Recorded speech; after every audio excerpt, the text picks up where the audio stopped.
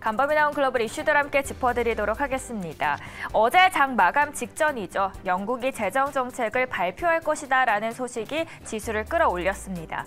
관련 소식이 전해지자 파운드와의 강세폭이 더 확대됐습니다.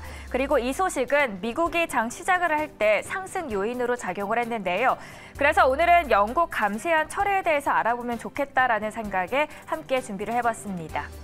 제레미 헌트 영국 신임 재무부 장관이 트러스 총리의 감세안을 거의 대부분 되돌릴 것이다라고 전격 발표했습니다. 비로소 50년 만에 최대 규모의 감세를 추진했던 영국이 끝내 유턴을 한 겁니다. 그리고 이번을 계기로 영국 정부의 재정 정책에 대한 시장의 신뢰가 회복될지 주목이 됩니다. 헌트 재무장관은 취임 사흘 만이죠. 5분 23초짜리의 영상을 통해서 앞으로 세금 인하가 아닌 인상에 나서겠다라고 말을 합니다. 가디언은 이를 두고 매우 이례적이다라고 보도를 하네요. 그리고 블룸버그 통신은 영국 정치의 전례 없는 유턴이라고 말을 하면서 트러스의 미니 예산안은 너덜너덜해졌다고 평가합니다. 사실 이날 공개된 재정 계획은 다음 달 23일에 공개가 예정되어 있었습니다. 그러나 이번 달 31일로 한 차례 앞당겨졌고요. 여기에 다시 2주 더 앞당겨져서 발표가 된 겁니다. 이번 행보는 국민들의 신뢰가 너무 추락을 하다 보니 이번 회복을 계기로 한 움직임으로 보입니다. 영국 정부가 감세안을 철회하겠다고 선언한 이후에도 영국의 금융시장 혼란이 지속되다 보니까 안 되겠다 싶었던 영국이었습니다. 트러스 총리와 헌트 장관이 이를 막아야 하는데 공감을 형성하고 정책을 펼쳤습니다. 시장 혼란을 초래한 감세안이 사실상 철회되면서 시장은 일단은 반색을 했습니다.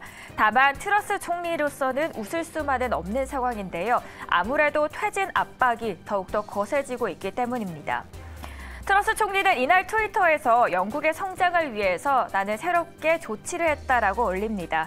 그리고 실제로 총리실 대변인도 총리가 영국을 걱정하는 마음에 나섰다는 뉘앙스로 영국을 위해서 어려운 결정을 내렸다라고 한마디를 내리죠. 하지만 여론은 차갑습니다. BBC에서는 트러스 총리가 자리를 지킬 명분이 사라지고 있고 헌트 장관이 사실상 총리처럼 보이는 상황이다라고 평가를 하고 있습니다. 미국에서 바라봤을 때도 총리의 입지는 더욱더 불안해 보이는 모양새입니다. 미국 CNN 방송은 이번 결정은 트러스 총리의 감세안을 완전히 뒤집은 것이고 트러스 총리는 위험한 정치적 입지에 놓이게 됐다고 이야기를 합니다.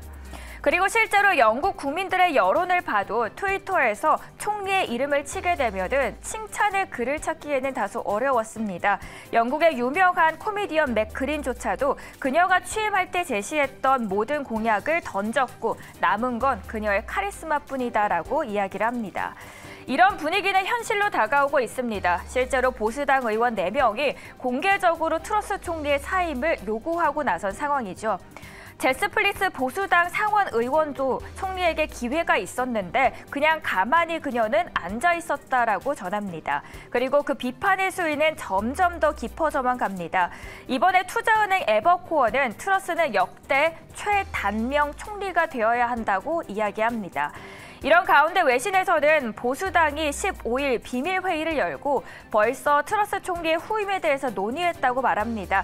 사실 저까지 아는 상황이면 비밀이라고 보기에는 좀 어려울 것 같은데요.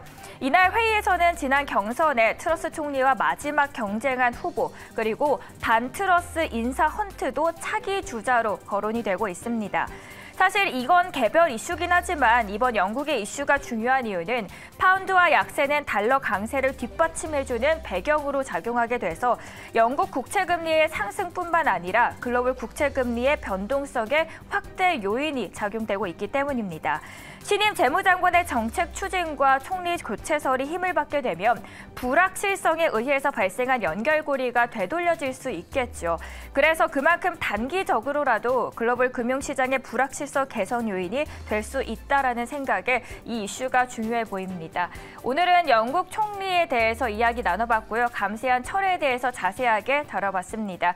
이어서는 미국으로 넘어가서 더 자세한 이야기 함께해 주시죠.